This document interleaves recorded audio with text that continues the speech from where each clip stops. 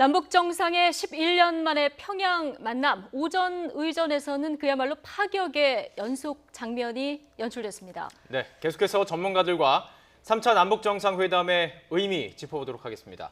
홍현익 세종연구소 수석연구위원, 이인배 협력안보연구원장 나오셨습니다. 안녕하십니까? 네, 안녕하십니까?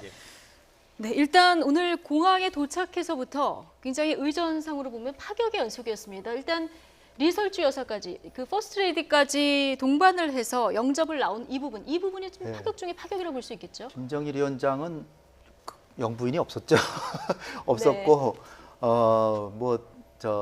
리설주 여사는 김정은 위원장이 같이 이렇게 다녀서 북한이란 나라 자체도 지금 정상적인 국가라는 이미지 홍보를 하고 있는 중이고, 김정은 위원장도 나도 정상적인 지도자다. 그런 의미에서 이제 부부 행사를 많이 하는데, 이번에 낯설지 않은 게 판문점 회담 때도 저녁 때 만찬 때 리설주 여사가 왔기 때문에 이번에도 나오면 같이 나온다 이렇게 생각을 했었습니다. 네. 그런데 이제 나와서 뜨거운 포옹을 하고 이렇게 아주 서로 양측 정상이 반갑게 인사하는 장면, 이게 그 의제는 굉장히 무거운 의제들이 있지만 그러나 굉장히 친화력을 이렇게 양 정상이 갖고 있다는 걸 느끼고 상호 신뢰를 느낄 수 있었고요. 네네. 그다음에 문재인 대통령께서 이렇게 쭉 김정은 위원장과 같이 가면서 손을 흔들고 또 이게 환호하는 사람들에게 다가가서 악수하고 이런 장면, 이게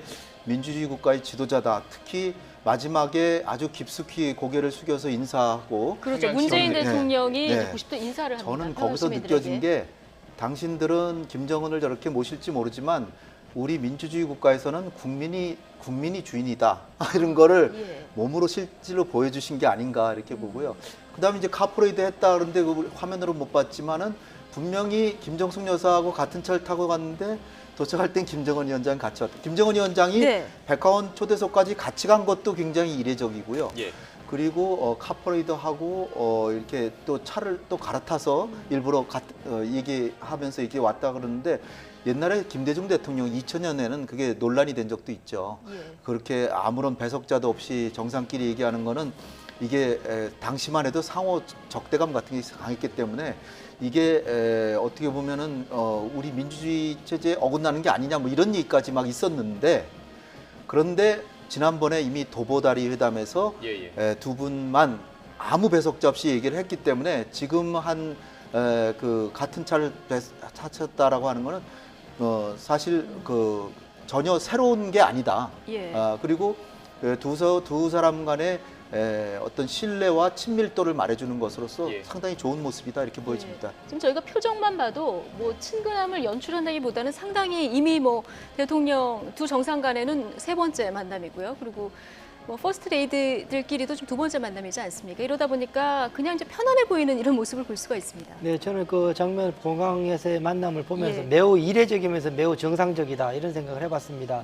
이례적이다는 이야기는 사실 외국 정상과의 만남 때 영접은 이제 장관급이 하죠. 공항에서 방금 장관급이 하고 기내 영접은 이제 국장급이 들어가서 하게 되는 경우인데, 직접 김정은 위원장이 직접 나와서 영접을 하고 그것도 영부인까지 대동해서 한다는 것은 매우 이례적인 모습이어서 대단히 이례적이었다라는 생각이 들고, 그러면서 또 매우 정상적이라고 생각이 든 부분은 예포까지 발사하면서 지금까지 한 번도 하진 않았는데 예포까지 발사하면서 정상의 국민의 예우에 준하는 그런 예우를 했다는 거 보면은 국가 대 강국으로서 국가 최고 원수로서의 대우를 했다는 측면에서 매우 정상적인 두 가지 모습을 보면서 그것도 이 생방송으로 보면서 저도 대단히 놀라웠습니다. 앞서 보셨겠지만 김여정 부위원장이 막 돌아다니는 것부터 시작해서 우리 카메라가 잡기 때문에 이게 가능한 장면 아니겠습니까? 네, 그 돌아다니는 장면 보면서 저도 야 이게 진짜냐 싶을 정도로 낯설면서도 매우 실감나는 그런 장면을 처음 보게 되어서 생방송에 대단히 강력한 그런 모습을 봤습니다. 그렇습니다. 지금 정상이라는 표현을 해주셨는데, 이인배 원장님께서는 그러니까 이제 북한이라는 국가가 세계에서도 정상적인 나라다 이런 것들을 좀 보여주고 싶었던 의도 이걸 파악할 수 있었다고 보실 수 북한이 있을까요? 하도 비정상적인 나라다 보니까 정상적으로 하는 게 좀 이상하게 보인 그런 상황이라고 보여지는데 예. 어쨌든 지금 무거운 주제가 앞에 놓여 있는데 상호 신뢰가 있다는 것은 뭔가 회담 내용도 뭔가의 결실은 있지 않을까. 문재인 대통령과의 친분을 고려해서라도 뭔가의 비핵화 부분에서의 성과가 성과를 주지 않을까. 최소한의 선물로 예. 그게 기대가 되고요. 그리고 저게 그냥 예절만 다하고 실속은 없는 그런 상황이 아니기를 간절히 예. 기원하는데 뭐 두고 봐야 되겠지만 제가 보기에는 뭐 모종의 돌파구 마련은 김정은 위원장도 상당히 필요로 하기 때문에 예. 그리고 지금 사실 눈에 띄지 않지만 이번에 성과가 없으면 한반도 정세가 급격히 악화될 가능성 배제할 수 없고 특히 11월 6일 날 중간선거에서 미국의 중간선거. 지금 미국 중간선거에서 트럼프 대통령이 이기기가 지금 쉽지 않은 것 같아요. 이 대통령이 인기가 있어도 중간선거는 많이 지는데 지금 많이 인기가 막 떨어지고 있기 때문에 만약 졌을 때 탄핵 위기에 놓이고 비핵화마저 정상적으로 진도가 나가지 않을 때 트럼프 대통령이 할 행동은 무엇일까? 이거는 예. 대북 강경 기조로 갈 가능성이 네네. 크기 때문에 예, 예. 제가 볼 땐 김정은 위원장도 합리적으로 생각한다면 모종의 소위 양보라고 생각되는 조치를 하지 않을까 네. 저는 생각합니다. 트럼프 대통령의 미국 내 입지도 지금 불투명한 상황이기 때문에 지금 뭐 환영 분위기로 들떠 있습니다만은 오후부터는 이제 회담 돌입할 때는 사뭇 진지한 분위기로 또 이렇게 무거운 의제들을 다뤄야 되지 않을까 이런 생각이 드는데요. 일단 오늘 공항에서의 여러 장면들을 보면은 뭐 아까 예포 보통 발사를 안 합니다만 오늘 21발 예포도 발사가 됐고요. 사열도 규모도 규모지만 대통령 각하를 영접하기 위해서 이런 표현을 사열 대장에 썼습니다. 네, 우리도 이제 안 썼죠. 김대중 대통령 시절부터 대통령 각하라는 표현을 안 쓰고 이제 그렇죠. 대통령님이라고 미스터 프레지던트를 가지고 와서 대통령님이라고 우리가 이제 그렇게 썼었는데 이 북한에서 와서 이제 그 대령급이죠. 그 의장 대장이 사일 의장 대장이 그렇게 이제 그 대통령 각하를 영접하기 위해서 우리가 사열하고 있습니다라고 예. 신고를 하고 했습니다. 그 자체는 대통령에 대한 예우를 그대로 공개적으로 그것도 이제 생방송으로 나오는 자리여서 예. 공개적으로 했다 그렇게 볼 수 있겠습니다. 그래서 예. 뿐만 아니라 예포 발사한거나 앞서 말씀드린 것처럼 대단히 이제 국빈급 예우로서 국가 대 사실 특수관계죠. 남과 북의 관계는 잠정적 특수관계, 나라와 나라의 관계가 아닌 잠정적 네네. 특수관계인데 대외적으로 보일 때는 어쨌든 국가로서 예우를 다하는 그런 모습이다라고 볼 수 있겠습니다. 예. 그리고 이제 그 맞이할 때 나온 그 북한 측 인사들을 보면은 지금 북한의 주요 인사들이 모두 다 나왔다 이렇게 판단할 수 있을까요? 아니면 남쪽 관계자들만 나왔다 이렇게 볼 수 있을까요? 거의 대부분 나왔고요. 군부 인사, 예. 그다음에 김영남 최고인민회 상임위원장이 이제 제일 맨 앞에 섰고, 그다음에 최룡해 당을 대표해서 최룡해, 예. 그다음에 남북 관계 계속 해왔던 김영철, 북미 관계도 해왔죠. 그다음에 이제 강경화 외교부 장관이 간 게 굉장히 특이한 겁니다. 처음 간 거죠. 한국의 그렇죠. 예. 외교 장관으로서는. 예, 예. 그래서 북한도 리수영 외교 담당 외교담당. 국무위원, 예. 그다음에 리용호 외무상, 네. 거기다가 이제 리선권 리선권 남북관계 그 예. 고위급 대표도 하는 사람. 거기다가 이제 경제 관련 인사도 몇 나온 것 같고요. 그 다음에 군부에 우리도 송영무 장관이 국방부 장관이 갔기 때문에 지금 중요한 임무를 띄고 있죠. 지금 NLL 여기 평화 수역 만드는 거 지금 담판을 해야 되는데 아마 노두철인가요? 노광철. 예. 노광철 인민무력부 장과 아마 오늘 담판을 해서 좋은 결과 나오면 내일 아마 그 서해 지역의 해상에서의 우발적 충돌 방지를 위한 모종의 어로 공동수역까지 나올지는 모르지만 예. 이를테면 뭐 사격 금지 구역을 설정한다든지 모종의 결과가 다른 것들은 이미 합의가 됐어요. 예, GP 철수라든지 JSA 비무장화 여기까지는 이미 돼 있고 서해 지역의 평화 이게 사실은 매년 봄마다 충돌의 요인이었잖아요. 이 부분이 이제 잘 되면 하는데 그래서 이제 국방부 인사도 나왔고 그러니까 거의 뭐 대부분의 인사들이 주요 인사들은 다 나왔다 이렇게 생각돼요. 실무자도 충분할 판문점 수 행사 있군요. 때 예. 1차 정상회담 판문점 행사 때 왔던 북측 인사들이 거의 다 왔다 직위로 보면은 예. 거의 다 왔다고 보시면 될 것 같습니다. 북한은 항상 이게 대외 특히 이제 국제적인 업무를 할 때 계속 해오던 사람들과 접촉을 하는 걸 중요하게 생각하죠. 그렇죠. 예, 그게 한번 연을 트고 나면 계속 예. 그를 통해서 그 협상을 계속 이어가는 측면이 많죠. 그러다 보니까 20년씩 같은 그쪽에서는 같은 대표가 나오는데 한국 같은 경우는 계속 바뀌어가지고 그것 때문에 협상력이 떨어진다는 예. 이야기도 있고 뭐 그런 상황입니다. 앞서 말씀드린 것처럼 그 홍 실장님 말씀하시고 이번에 이례적인 모습 중에 하나가 우리 이제 강경화 장관이 간 것이 사실 외교행위라는 거는 국가 대 행위를 외교행위라고 그럽니다. 그러니까는 그 남과 북에는 국가 대 국가로 서로가 인정하지 않기 서로 합의하에서 안 하기 때문에 외교부는 사실 빠져 있었던 상황인데 이번에 이제 외교 장관이 직접 간 거죠. 갔다는 거는 사실 북한 핵 문제에 대한 더 미국과의 또 조율 긴밀한 관계나, 조율, 미국의 입장을 전달할 필요 여러 가지 상황에서 갔을 거다라고 생각이 들고 그 측면에서 이수영 외무상과의 만남 이 있을 수 있다라는 생각이 드는데요. 그 부분에 저는 좀 주목하고 있습니다. 이 차제에 사실 이 김영철 부위원장 같은 경우에 북한 핵에 대한 역사를 잘 모르는 사람입니다. 잘 모르는 사람이 이번에 이제 그걸 뭐 이번에 공부하면서 많이 알게 됐긴 했겠지만 전문성은 사실 떨어지는 건 사실이거든요.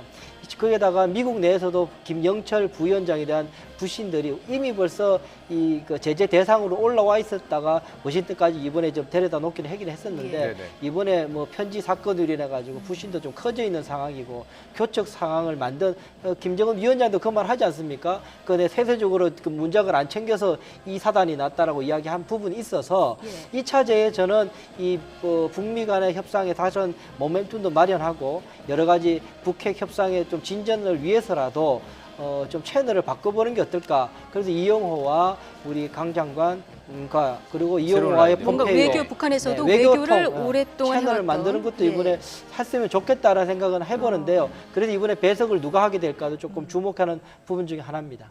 예. 자, 오후에 이제 회담 일정이 3시 반부터 5시까지 이렇게 잡혔습니다.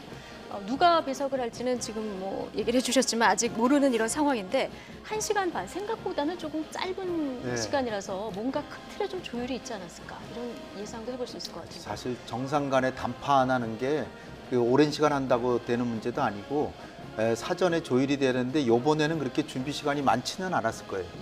왜냐하면은 우리가 생각하는 시나리오는 폼페이오 장관이 먼저 가서 약간의 물꼬를 트고 그 다음에 미국도 이 정도면은 성의가 있다. 그래서 약간의 제재를 풀어주려는 움직임과 함께 우리 경제인들 다 함께 대통령이 가셔가지고 남북 간에 뭔가 실질적인 경제 협력 같은 것도 좀 논의되고 이런 순서로 우리가 생각했다가 트럼프 대통령이 갑자기 김영철의 편지에서 뭐 선물 없이는 올 생각하지 마라. 그래가지고 그럼 가지 마시오. 그러고 한미연합훈련 다시 재개할 수도 있다. 막 이런 얘기가 막 나오면서 심각해지니까 우리 정부가 좀 시급하게 소방수로 그럼 정상회담을 좀 서둘러야 되겠다. 이렇게 했기 때문에 정상회담의 이 합의문 같은 거는 아마 좀 마련할 시간이 그렇게 많지 않았고 그리고 대통령께서도 아침에도 한마디 하시고 가신 게 이번 정상회담을 통해서 북미 간의 대화의 물꼬가 다시 재개된다고 해도 성공이다. 이렇게 굉장히 기대 수준을 낮춰놓으신 게 지금 그 3시 반부터 5시까지 이제 회담을 하지만 거기서 어떻게 보면 본론으로 직접 들어갈 가능성이 큽니다.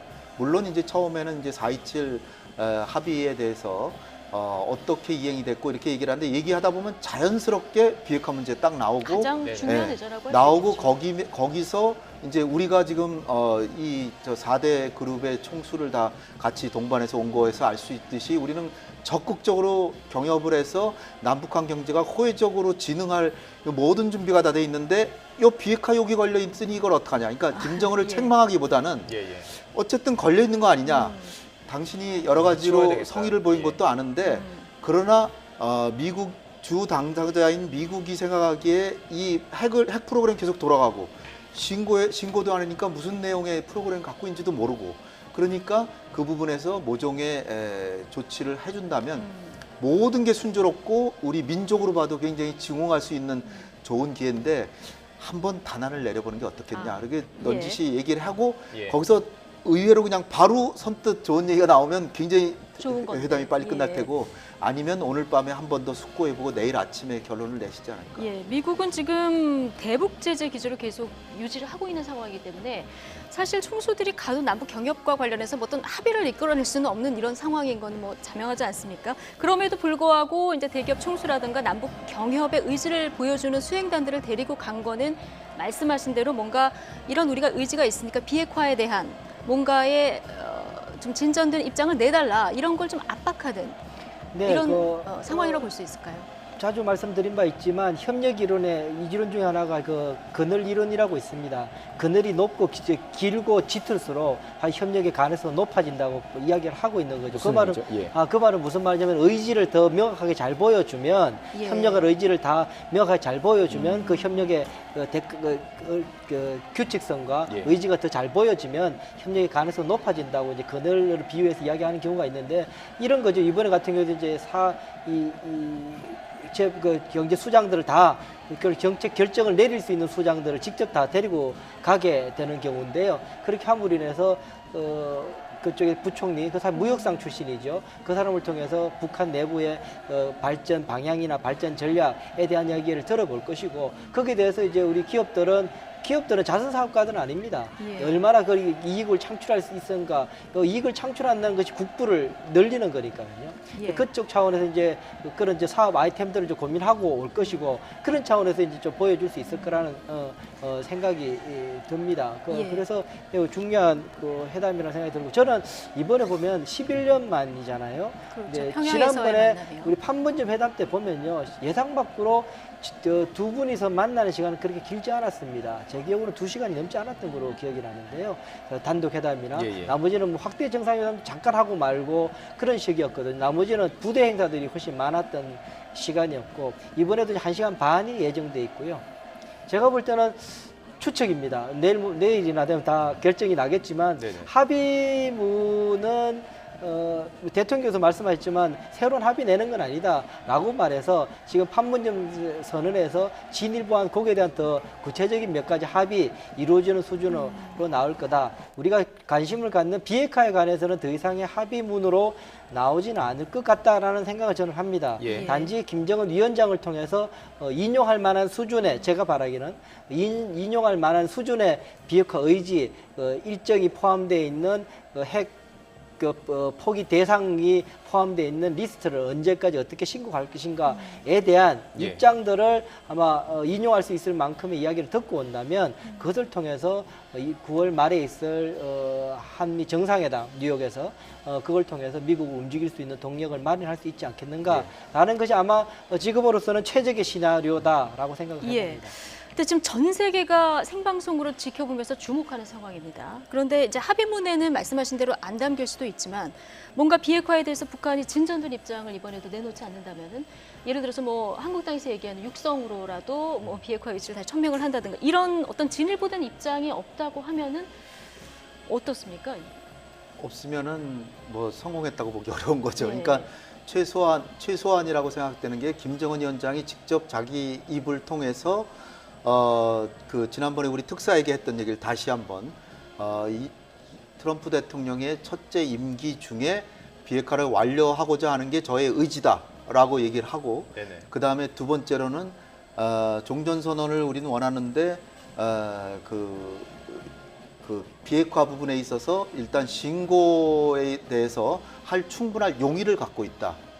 그러나 그 다음은 뭐 문구로 안 담아도 좋지만 지난번에 얘기했던 김정은 위원장이 입장을 바꾸지는 않을 거라고 봅니다. 지금 자기 생각에는 너무나 많이 양보를 했다고 생각하기 예. 때문에 선제적으로 뭐 신고를 하겠다 이렇게는 안 할 것 같고요. 신고할 용의가 충분히 있다. 의사를 예. 명확히 그러면 그걸 가지고 그 트럼프 대통령에게 문재인 대통령 서울에 돌아오시자마자 또 미국으로 가시거든요. 예. 유엔에서 연설도 하시고 트럼프 대통령 만나는데 김정은 위원장이 진짜로 비핵화 당신의 1차 임기 중에 비핵화하려는 의지를 분명히 갖고 있다고 들었고 예. 그다음에 신고할 용의도 충분히 있다고 예. 하니까 폼페이오 장관을 다시 보내면 모종의 성과가 있을 것이 분명하다. 그럼 폼페이오 장관을 보내고 종전선언으로 가면 그 다음에 북한이 신고를 하고 예. 그런 순서로 진행되지 않을까 이렇게 가장 조심스럽게. 좋은 시나리오는 그 합의문에 지금 말씀하신 것들이 조금 담기고 그리고 이제 미국에서 전향적으로 폼페이오 장관을 다시 북한으로 보내는 방식이 가장 바람직할 텐데 그런 의미에서 지금 계속 정상 간의 만남에서 톱다운 방식으로 모든 합의가 이루어지는데 실무 접촉자 간의 어떤 미국에서 보낼 메시지들이 정확하게 전달되는 것들이 가장 중요하겠군요. 우선 보면요, 이제 주목할 것 중에 하나가 지난번에 특사 방북 이후에 특사가 이제 말을 공개적으로 했죠. 하면서 트럼프 대통령 첫 번째 임기 내에 앞에 전제 조건이 꽤 많이 있긴 합니다만 예. 우리가 주목하는 부분들이 그 부분이니까는 임기 내에 비핵화할 용의가 있다라고 말을 했지 않습니까? 했는데 미국 조화에서 그걸 한 번도 인용한 적이 없습니다.